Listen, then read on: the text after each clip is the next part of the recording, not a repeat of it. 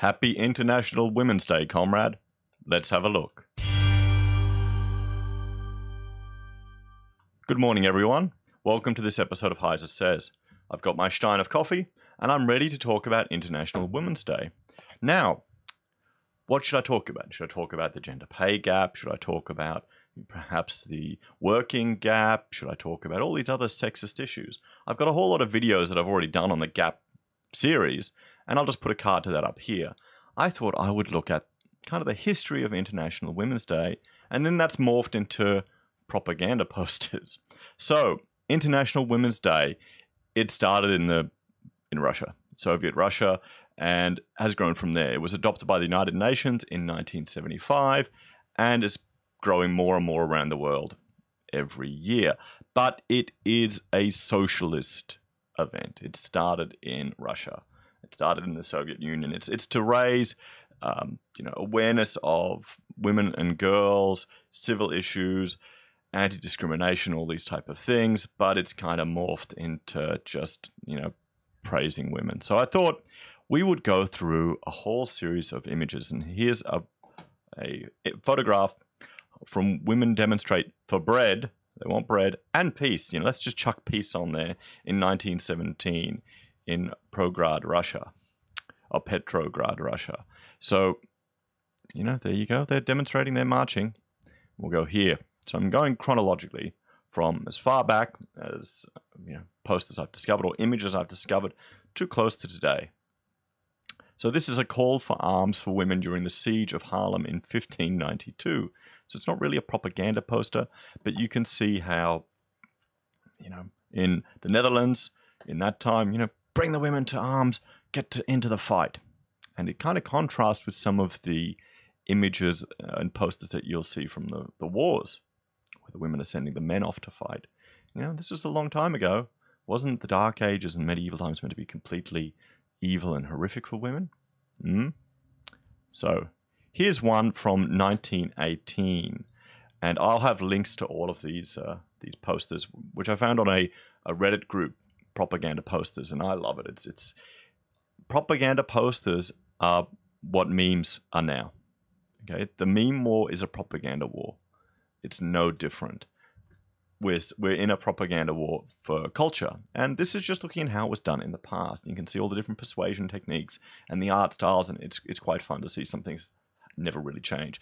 So what a woman may be and yet not have the vote: a mayor, a nurse, a mother, doctor or teacher, a factory hand. Okay? What a man may be and yet not lose the vote: a convict. Well, that's not true in America anymore. A lunatic, a proprietor of white slaves. So look at this, unfit for service, and drunkard. So look how they are linking, associating all these things with men being able to vote. And so they're comparing literally a mother to a slaver. They're comparing a doctor to unfit for service. So there you go, a cripple. Back then, that would, if you couldn't fight, if you couldn't sacrifice yourself, you're disparaged. And remember, this is 1918. They're comparing a factory hand to a drunkard. So just the contrast here. And, did this stuff work? I'm sure, well, it obviously did, didn't it? It affects people. So, but, how could women be mayors back then? Wasn't the patriarchy in charge? This doesn't make sense, Florian. What are you showing us? So here we go. Do you realize that in every country, women's suffrage and socialism go hand in hand? Now, I thought this one was quite interesting. This is from Texas in 1910. Revolutionary Russia has adopted women's suffrage, and according to dispatches from Ambassador Francis in Petrograd, the Bolshevik are now murdering the women troops whom they made their political equals. Finland adopted women's suffrage and socialism, which has developed into the wildest anarchy soon followed. New Zealand has women's suffrage. Its government is wholly in the hands of socialists. Kind of sounds similar to what's happening today, isn't it? And at the beginning of the war, it was the worst debit-ridden country in the world. We got to learn from history, guys. Australia has just defeated conscription for the second time since the war began, owing to socialism, pacifism, and the women's vote. I'm kind of happy we don't have conscription in Australia, so there are some good things. In Italy, the suffrage movement has no independent existence. It is frankly they're what it is in reality everywhere, merely a part of the socialist movement. Okay, so you've got to realize that this whole International Women's Day, it has socialist roots all the way back. In the United States, socialism is gaining strength rapidly since it has drawn to it the support of the German Americans who look to it to favor a pro-German peace. It was the pro-German socialist vote in New York City which brought victory to the suffragettes. An analysis of the vote shows that suffrage gain, the socialist gain, and the number of pro-German voters is similar in every borough in New York. So here they're concerned with the suffragettes movement. And given the psychological difference between men and women, I would not be surprised if women are more inclined to socialist policies than men. Just watch any video by Jordan Peterson. So here we go. And this is When Women Vote. This is from 1910 again, an anti-suffragette poster. Weddings while you wait. Essentially, you can't be single anymore. So this is an anti-MGTOW propaganda poster from 1910. Marriage by the hour, day or job, you know. So I don't quite understand this one, but I guess, you know, forcing men into marriage, forcing them into work. Can't be single, can't have fun. So this is one from 1914. This is Deutschland, Germania, by Frederick August. So there you go, you know, noble woman warrior there, you know, even that far back. Here's one that contrasts to the poster we saw earlier, depicting, and we'll show this here. This is Women of Britain Say Go. So go. 1915, they're telling the men to go to war. Go off to war. Because remember, back here, if you're unfit for service, you're worse than a female doctor, or that's what the contrast they're painting. You have to fight. Women need to send the men to fight. You need to fight. It's a different culture. But in some ways, men were disposable then, and I would say it is similar these days. Here's a poster from a suffragette victory map, just showing where, you know, women have the vote and what year they got it, all in the western part of the United States. My understanding is that the states and territories on the west pushed for suffraging, or provided women the vote, to attract more women there, because it was the population ratios were completely out. And here's another one about the awakening. A feminist suffragette activist holds a torch over Western states, you know, attracting the poor, marginalized women from the right-hand side. Here is one from 1915, and it's suffragette satire. Why we oppose votes for men, because men's place is in the army. Now, is this a satire or not? I guess it'd be the counter of the argument, because men's, you know, back then, women's place would be in the kitchen. Number two, because no really manly man wants to settle any question otherwise than by fighting about it. Toxic masculinity, they're already talking about it then. Because if men should adopt peaceable methods, women will no longer look up to them. What do you guys think? Do you think that's true or not? Because men will lose their charm if they step out of their natural sphere and interest themselves in other matters than feats of arms, uniforms, and drums. When you talk politics, men are more interested in general. When you talk politics, how many times have you gone to an event or something and talked politics, and people will just, you know, they don't want to discuss it? I find many more women than men. I think it's to do with the social dominance hierarchy and the concern with being disliked. Because men are too emotional to vote, they're conducted baseball games and political conventions shows this, while their innate tendency to appeal to force renders them particularly unfit for the task of government. So, you know, that's interesting.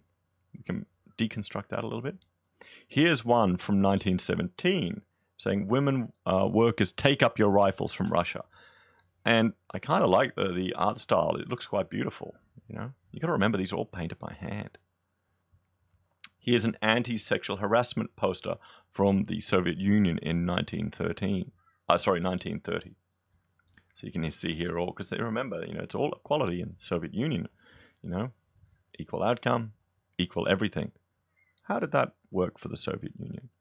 So we have one here is, in Polish People's Republic, women are equal to men in all areas of life. Another propaganda poster.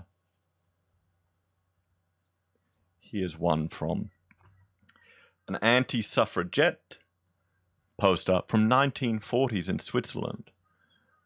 Women should not fall prey to political parties. Vote no against women's suffrage. 1940, which was, for me, was quite surprising to learn that it was that late in the war. But then again, women can be leveraged by political parties. Here's one, Women of Britain, and this is from 1941, a plea for them to come into the factories, ask at any employment exchange for advice and full details. Come into the factories. So they're pulling them into the factories because of the war, really. Here's an image from 1942, a photograph showing just women painting propaganda posters. And it's not actually a propaganda poster, but it shows them making them. I think that's awesome, just the way people had to make stuff back in the day.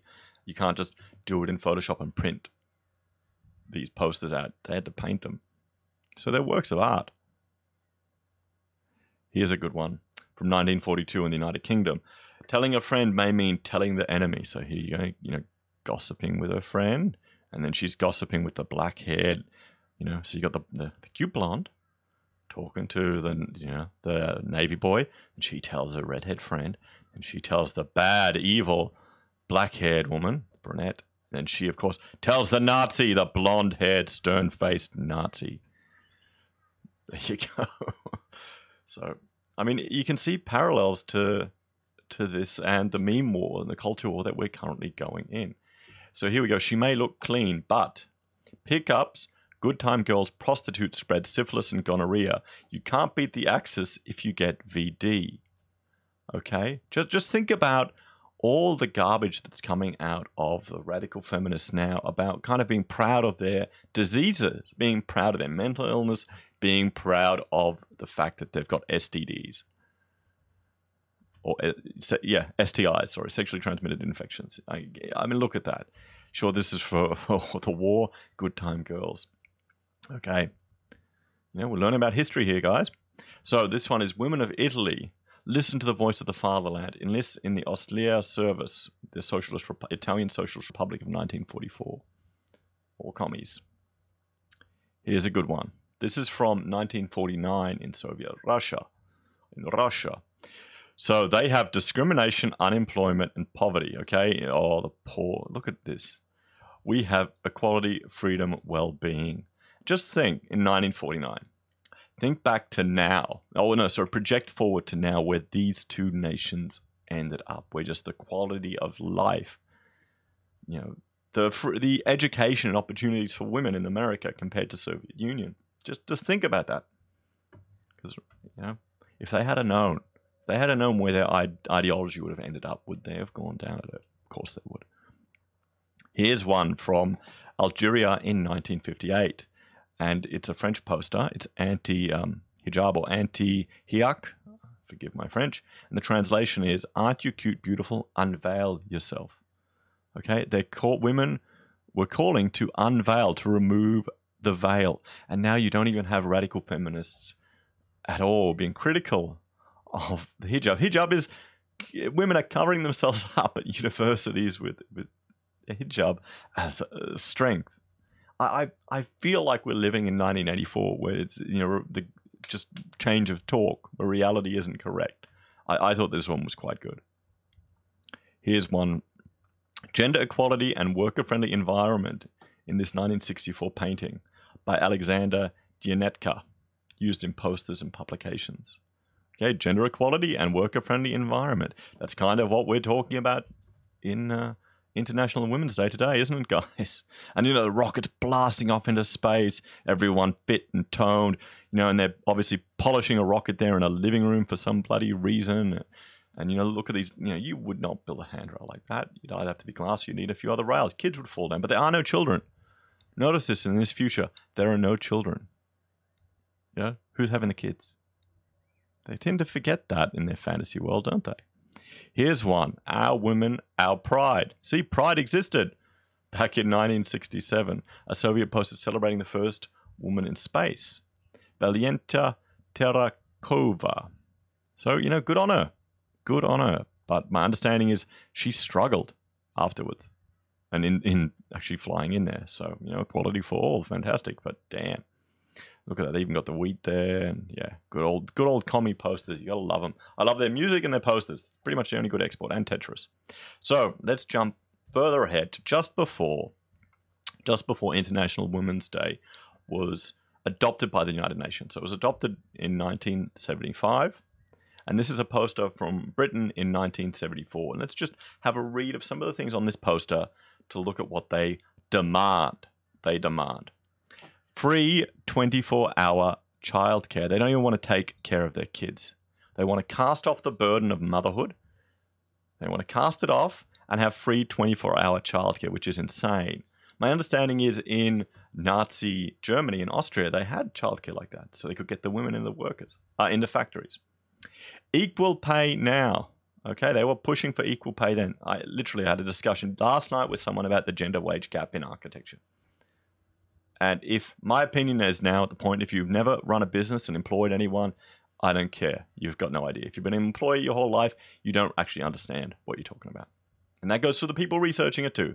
Unless you've employed men and women and seen the difference in their performance, you know, if you have an opportunity for someone to step up, take more responsibility, but you have to work back another 10 hours to meet a deadline, just see who'll take it. Okay? So, abolition of the abolition of the legal definition of women as dependent on men. Yeah, I can agree with that.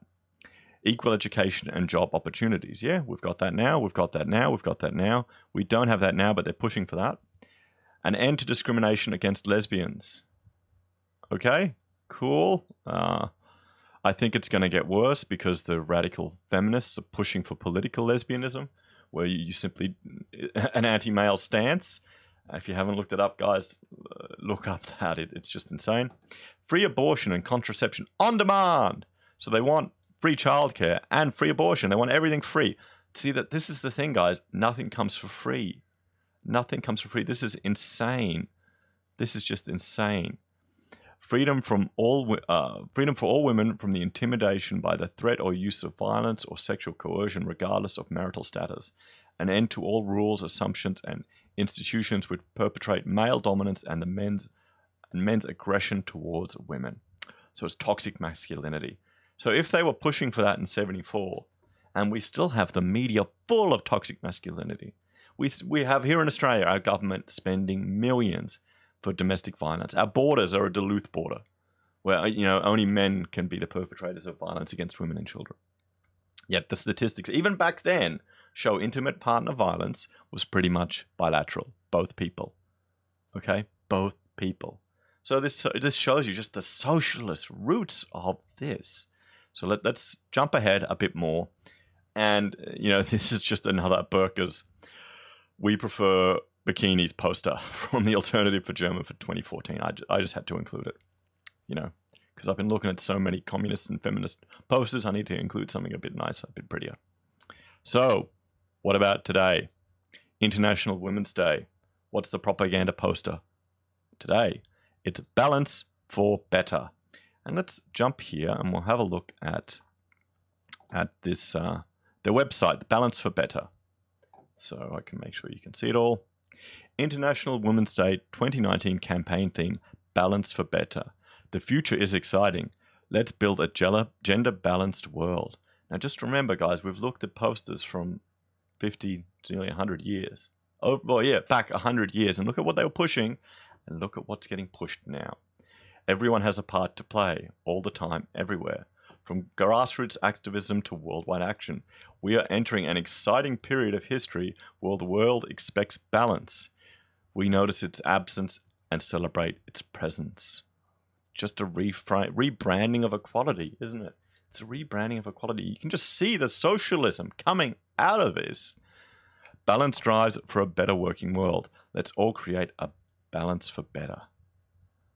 I mean, could you get a more emasculated man there. This, I need to work out when I see this shit, you know. Bloody hell. Year-long activity and collaboration. 2019 hashtag Balance for Better campaign runs all year long. It doesn't end on International Women's Day. Of course it doesn't. The campaign theme provides a unified direction to guide and galvanize continuous collective action, with Balance for Better activity reinforced and amplified all year. Wow. Let's build a gender-balanced world. Balance is not a women's issue, it's a business issue. The race is on for the gender-balanced boardroom, a gender-balanced government, gender-balanced media coverage, gender-balanced employees, more gender balance in wealth, gender-balanced sports coverage. This is just socialism with more steps. To quote bloody Rick and Morty, gender balance is essential for economies and communities to thrive. What claim, we have had countries that have had gender balance. We have had countries that have had gender balance. You know, they were proud of this. Equality, freedom, well-being in 1949. And the Soviet Empire crumbled. Okay? And don't you dare say it wasn't real socialism, Florian. Don't you leave that comment there, guys. Okay, enough. Oh, sure, if you want to get some more activities, let's troll some of the idiots on the YouTube comment threads to get some more going, but bloody hell. And here we go. Collectively, we can all play a part. Collective action and shared responsibility for driving a gender-balanced world is key. International Women's Day is a global day celebrating the social, economic, cultural, and political achievements of women, while also making a call to action for accelerating gender balance. The first International Women's Day, I keep wanting to say woman, occurred in 1911, supported by over 1 million people. And 6 years later, they had one where they were asking for bread. Let's have a look at the picture right here. Yay! They want bread and peace. Bread and peace. Don't forget that peace, Florian. It's not just about the bread. See, they weren't keto. That's their problem. Probably they were eating their children, weren't they? Not here, but later. So, Gloria Steinem, world-renowned feminist, journalist, and activist, once explained, the story of women's struggle for equality belongs to no single feminist nor any one organization, but to the collective efforts of all who cared about human rights. I need to go read some bloody Ayn Rand or something about liberal freedom and economic freedom after all this collectivism. Motivate others. So you put your hands out and strike the balance for better pose. Oh, boy.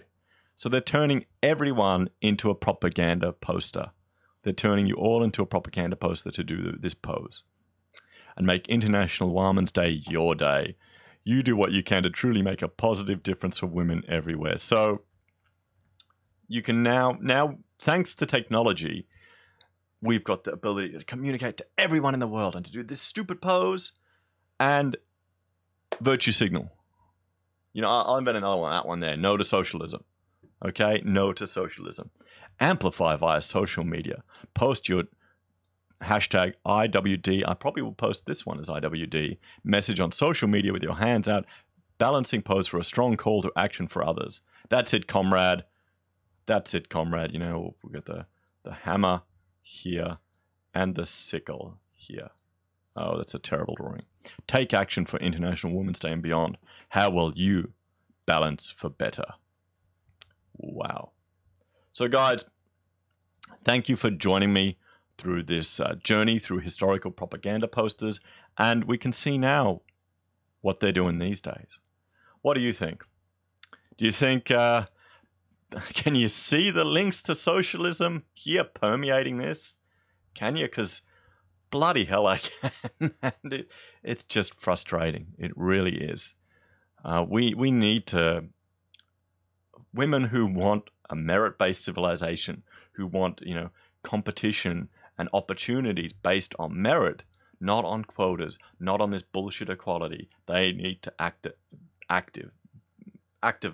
They need to get together. We need to put them front and center to counter this. And I know it's happening. I know they're out there, but social media is in the hands of social justice valleys and it's getting crushed. So guys, thank you for joining me for this episode. Please let me know what will you do for International Women's Day. Will you balance for better? Please like, share, and subscribe. Ding the bell to see my daily updates.